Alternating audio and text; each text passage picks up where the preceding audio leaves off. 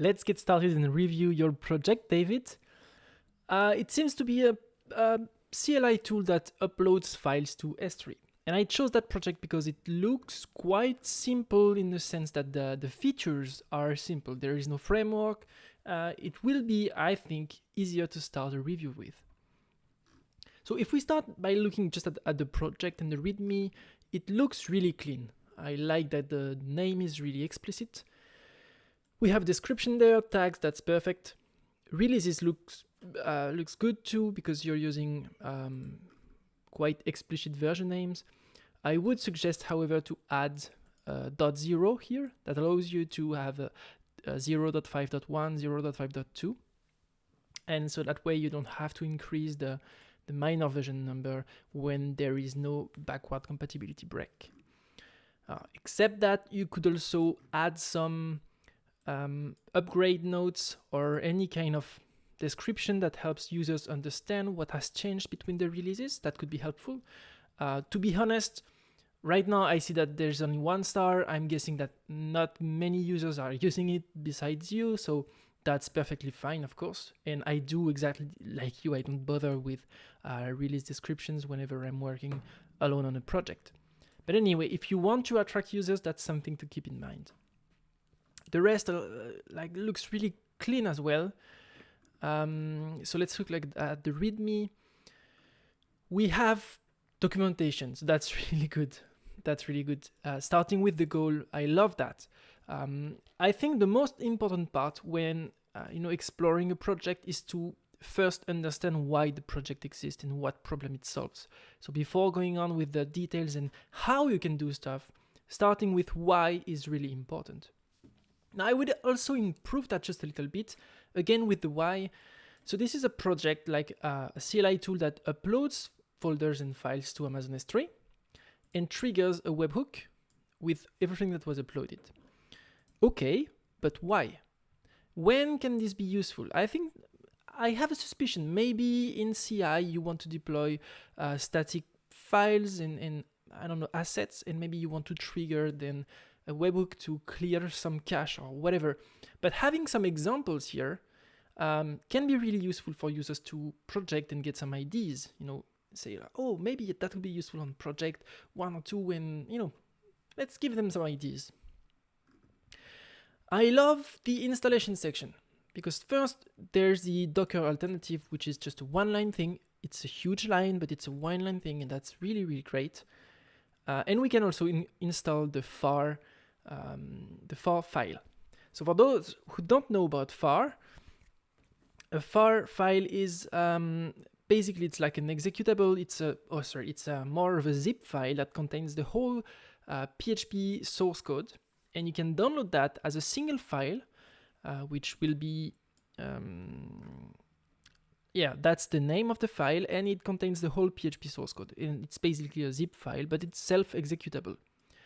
So it's a great alternative to distribute a CLI tool in PHP. Quick notes on all of this. Just so you know, I'm guessing those are the AWS keys, and AWS has some default names for those variables, so it may be better to use the default official names. It may be a bit clearer to those that have already created Amazon keys, so that you can know, okay, that's the access key and that's the private key. But except that, looks fine, and I don't want to waste much time on this because it's quite clean. Now to use the tool, again, very clear.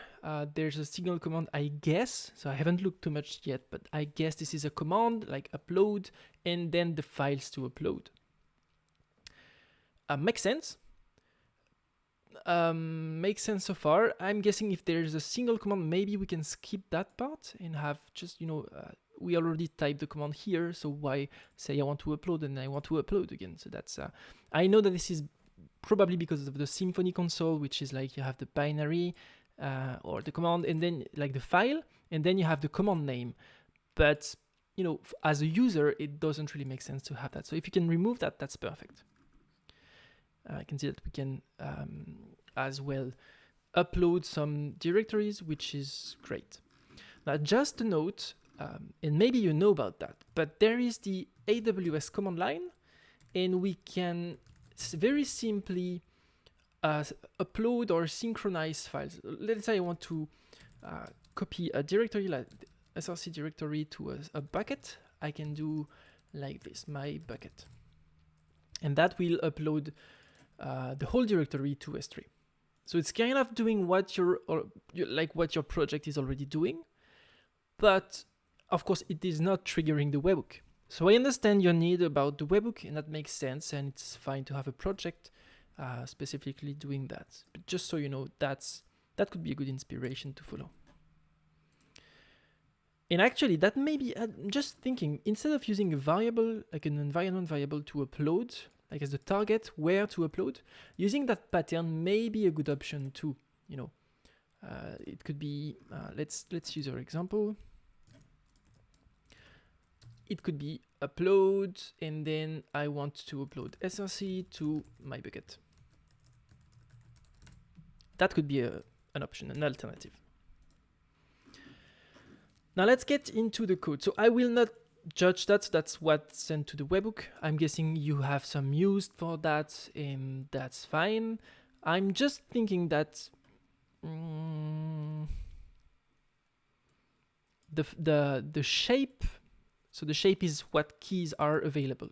So the shape of the JSON document that is sent to the webhook doesn't look to be always the same.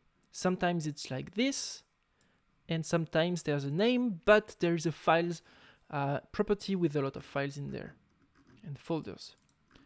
So maybe try to always making the same shape, same properties. That way it's easier to deal in the webhook.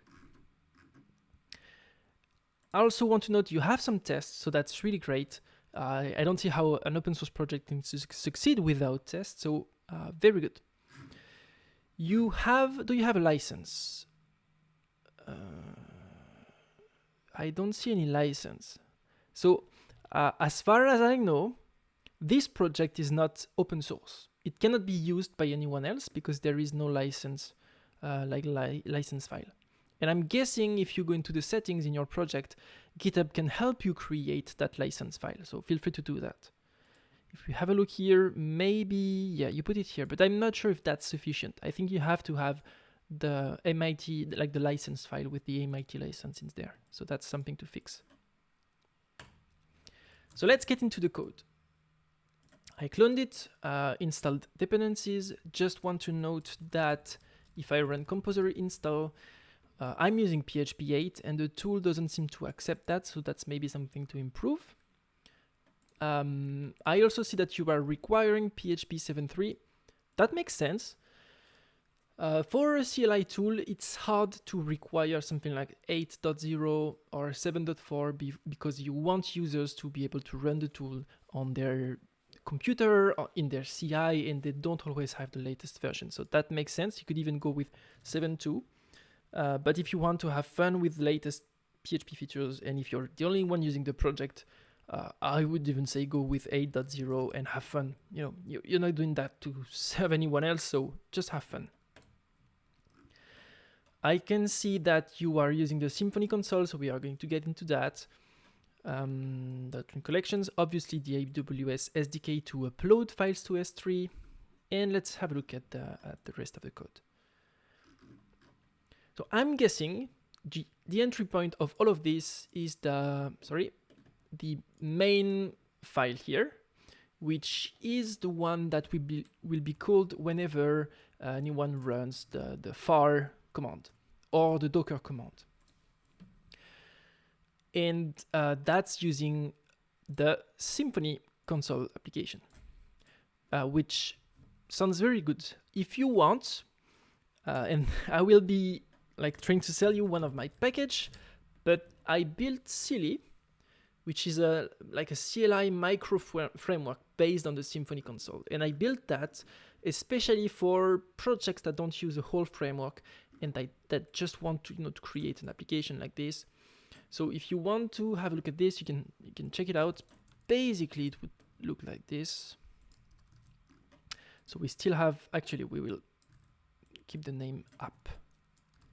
So we'll still have application run, and instead of those two commands here, or actually instead of this one, you could have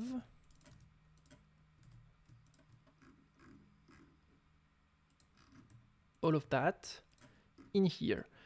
Some will like it, some people will not like it, and I think you do whatever you prefer. If we do it that way, so the way you would define it is the upload command, so that's the name of the command, and then you can have arguments and options.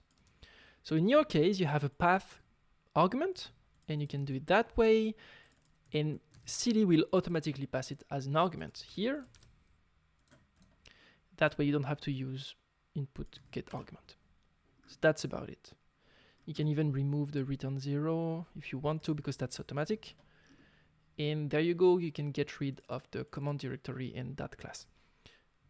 But maybe you want to keep that class because you use it in test. No, you don't. So that's just a suggestion. Do however you prefer. Now let's check out the command, which is the only one. So far looks good. I can see that you are following some, I think you are following some kind of coding standard. Maybe not, I'm not sure. Anyway, I noticed that one thing you could improve is switch to stricter types. So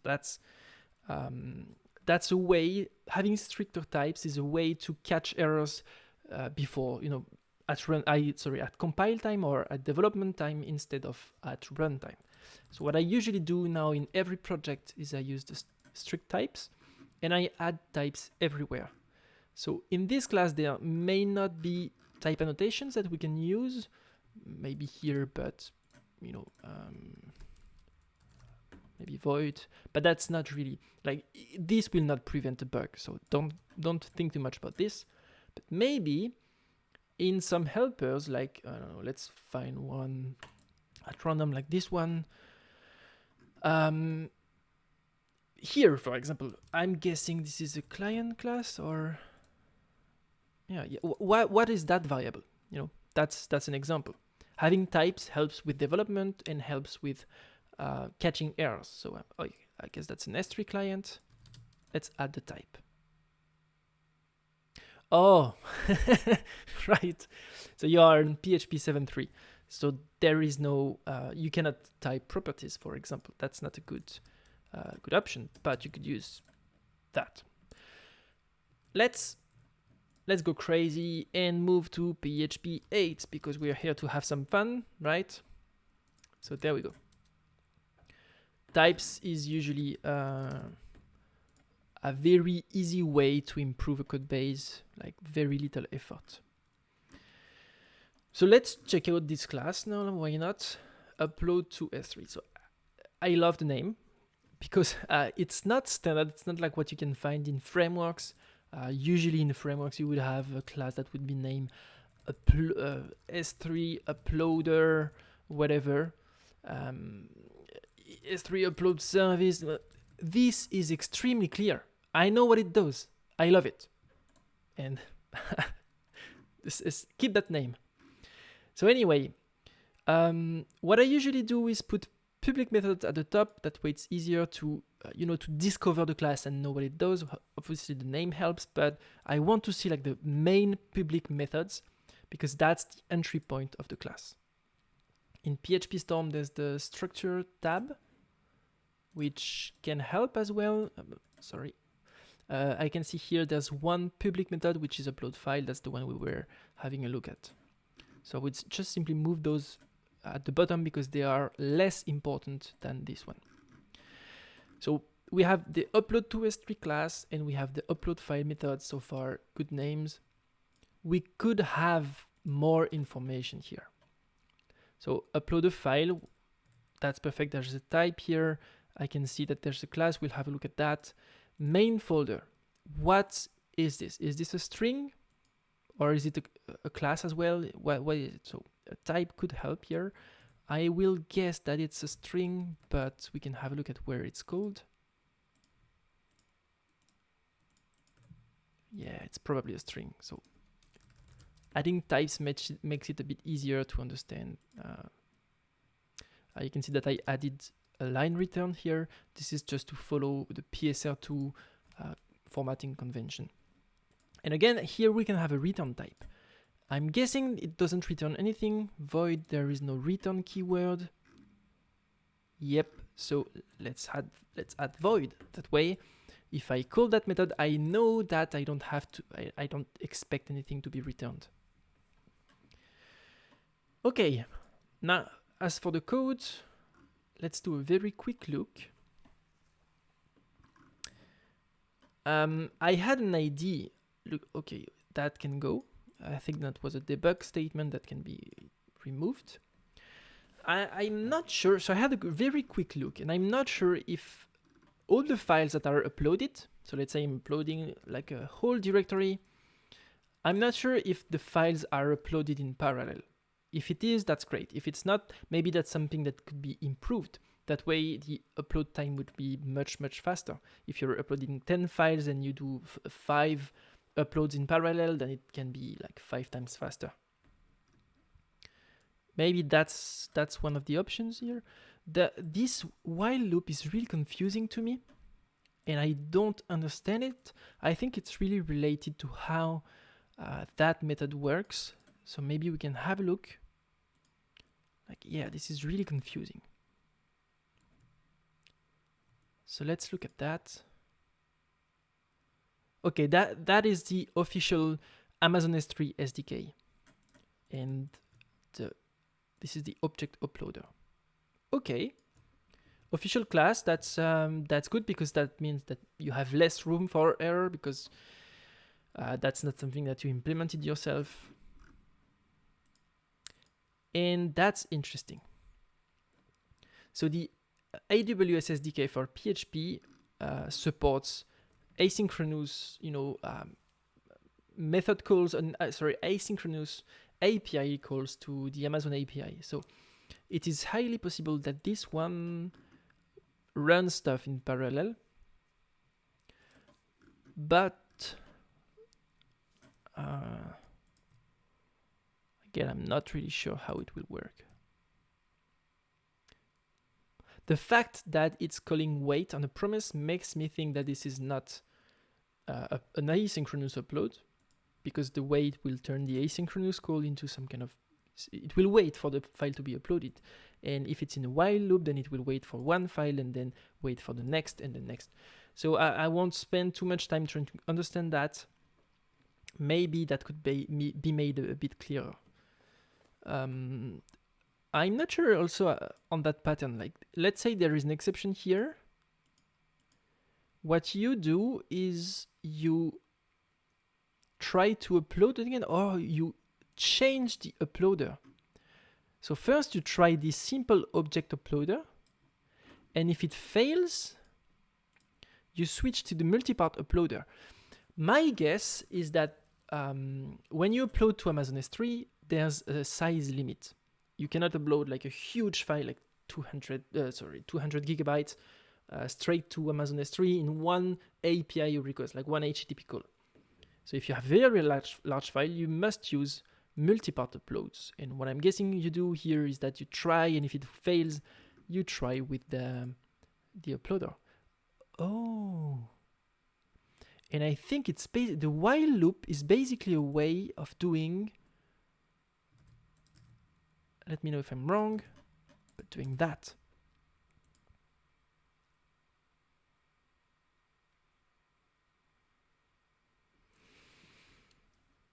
But that's weird. I mean, it's much clearer that way. You could also move that to fall back to multi-part upload. That may be a bit clearer, that you're trying to upload, and if it fails, you fall back to a multi-part upload. Okay, that's a lot of parameters, and that maybe can be improved, but anyway, that may be an option. Also, so using extracting methods like this is a very good way to have an explicit name on, to explain what the code does. an alternative is simply to add a comment.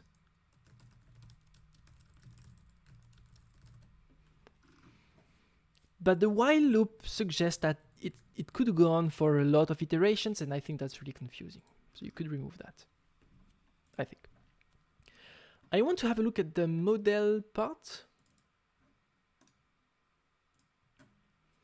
So we can see that we have files and folders. That's very simple. Like, I know what a file is, what a folder is, and you have an interface.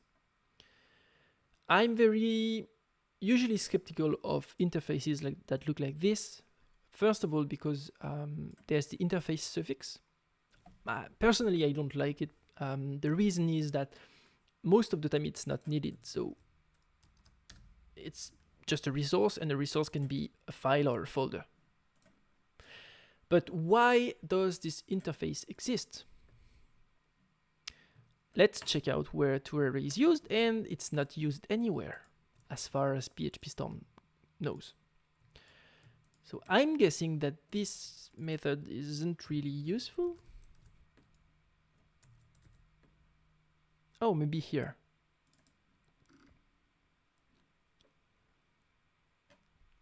So that's very interesting. PHP Storm could not find anywhere this was called, but it seems to be called somewhere. And we can improve that and actually fix that by improving typing. I'm guessing here that PHP Storm does not know that this is a file class or a folder class. Let me check. Yeah, it says that it's actually it's a doctrine collection, so that's not a resource class. And this one is an array collection as well, so it's not a resource class. So I think that this interface is useless.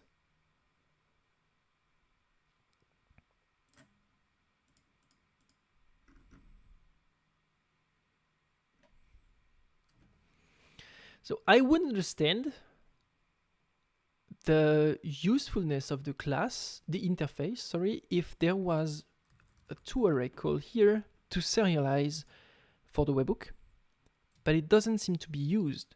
So if you do that,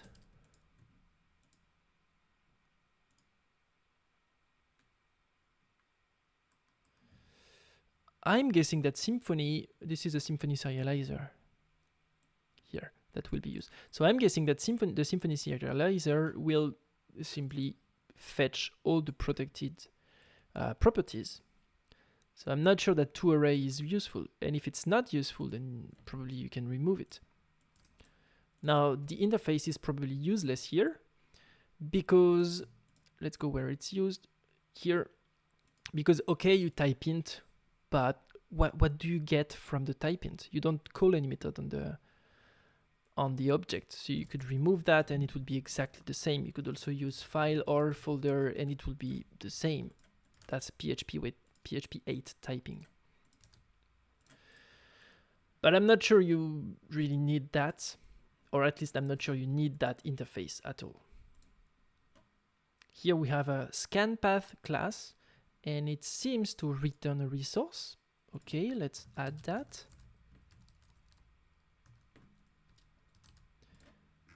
And let's check the return. And here, the fact that we have an interface isn't really useful. Yeah, I'm mixed on that. So the interface could say, not sure, honestly. Now let's have a look at the class themselves. Let's close everything in the file. Okay, so I'm guessing these are annotations for the Symfony serializer. And this is what will be sent to the webhook. Now, if we use PHP 8 and PHP 7.4, we can add parameters here. That way you can make sure that these are always string and ints and whatever. What's also extremely interesting, since this is not, that project is not a library. It's a project that you consume as a CLI binary or tool. So you can you have more freedom internally. Like you can rename that and be sure that you won't break anyone's code, because there is no backward compatibility for your internal code. This is internal code. And what you can do as well is use Psalm or PHP stan. Here, I think Psalm would be really useful, and I love using Psalm for situations like this, where you can make that public and remove the getters and the setters. Because here, what the getters and setters are useful for is to guarantee that this is always a string, and now we have the type. Okay, we can also check where set name is used, and we can actually let's improve that. So set name is only used once, twice. Yeah, and we can see that a much better pattern is to try to provide all the values that are required in the constructor. So I'm saying a lot of things at the moment. Let's change all of that. Let's create a constructor, and we'll have the name. Actually, let's generate it. Let's not lose time.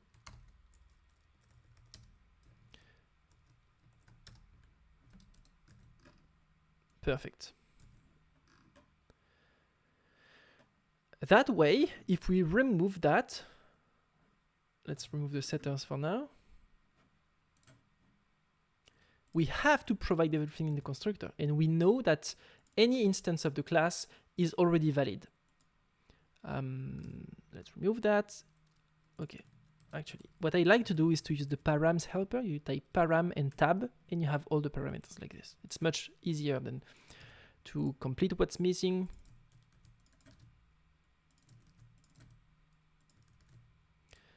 Mine, oh, there's a typo here. It's a mime type with an M.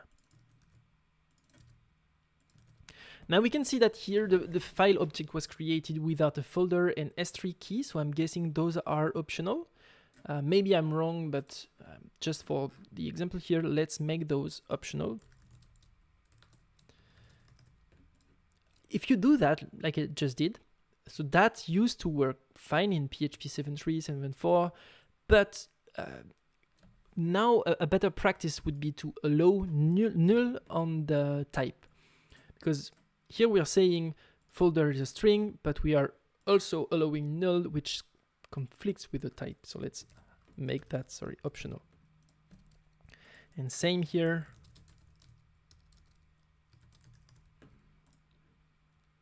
Okay. Now we can check where that is used and use the same pattern here. Oops.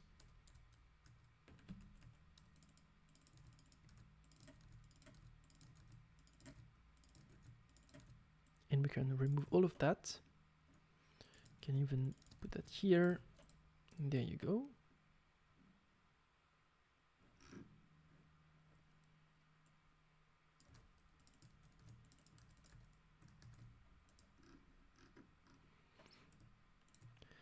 Now, PHP Storm, and I love that as well, will tell us that this method is now unused. I'll remove it. This, no, that's something else. So now we can make that public, and we can check out where getName is used. And we can replace that with name. So a few years ago, like PHP had a whole migration away from public properties to getters and setters. And it was it was bad practice to have public properties. Nowadays, with types, with Psalm, where we can say, okay, this property is read-only. And I'm thinking here that we should probably mark that as read-only, because there is no reason to make that modifiable. You know, when a file instance is created, the name will always be the same. There is no reason to change that. So let me check whether that is changed. And it's changed inside the class, which makes sense. The constructor here, but it's never changed anywhere else. So here, read-only makes a lot of sense. Now, read-only will never be executed and evaluated, checked at runtime, which is why using Psalm annotations like, let's say I can make that immutable, Psalm immutable, or read-only annotations, those are not good for public libraries that will be used in other projects, because you can't guarantee that the project will use Psalm and will make sure that this annotation is valid, constrained, the constraint is applied. But since here you're distributing a CLI tool, you know that you're the only one calling that code, so you can run Psalm in your CI and you're sure that nobody ever, your code, will never override that variable anywhere else in the code. So that's why using public here makes sense. And even if the variable is not read-only, like I'm guessing this one, so this one is a string, but it's also nullable, so let's make it nullable.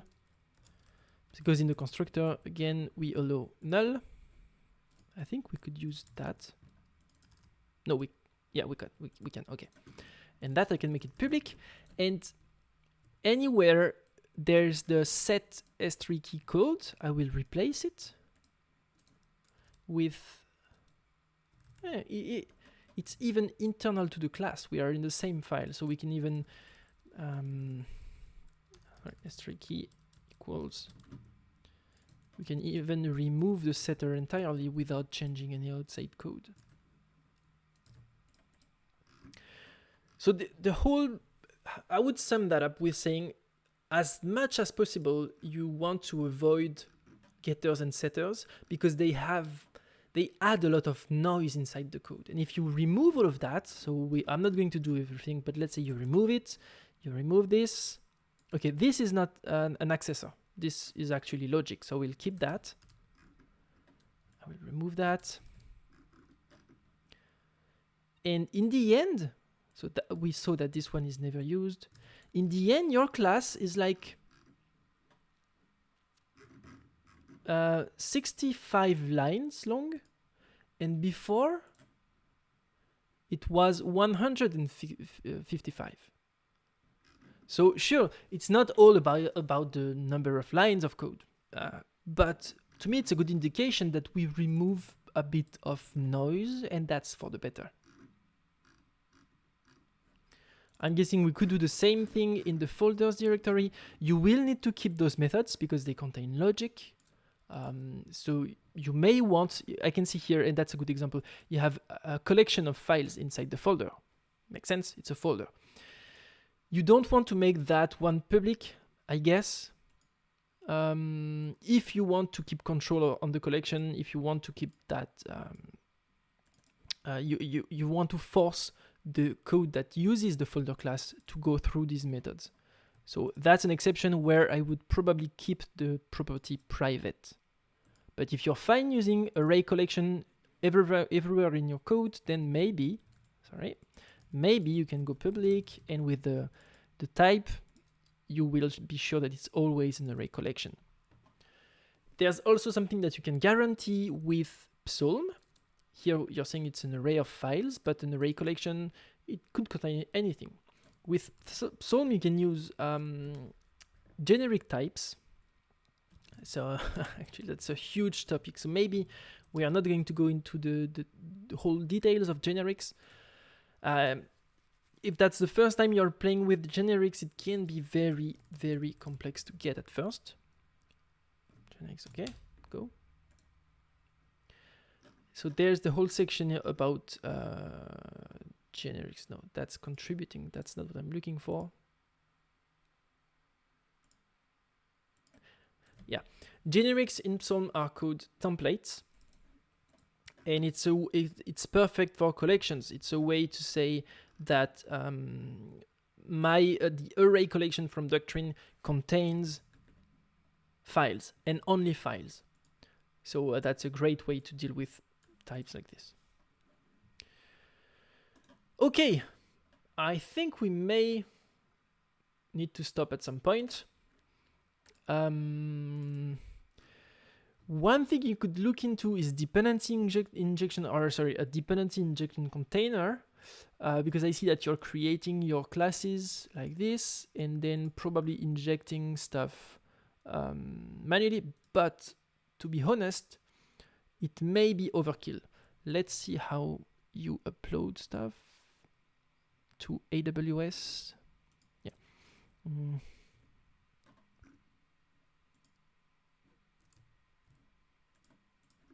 How do you configure the credentials? Here.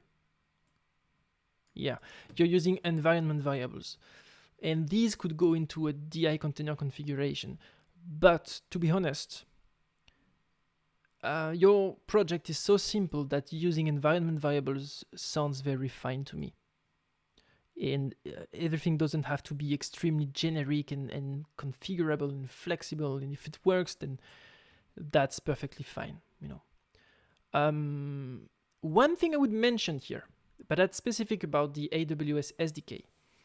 If you remove the credentials from the configuration, it should work automatically if I, the user, have configured the AWS, AWS keys on my machine. The AWS SDK in PHP will automatically find that configuration and use it. So that could be a way to simplify the setup, because I could get rid of those things and your project will just work out of the box. But that will not work when running through Docker, because Docker will not forward the AWS configuration from my computer to inside the container. I know I have exactly that problem on Brave Tools, so that's not a good solution, like to remove that for Docker. So I would probably keep doing what you're doing right now.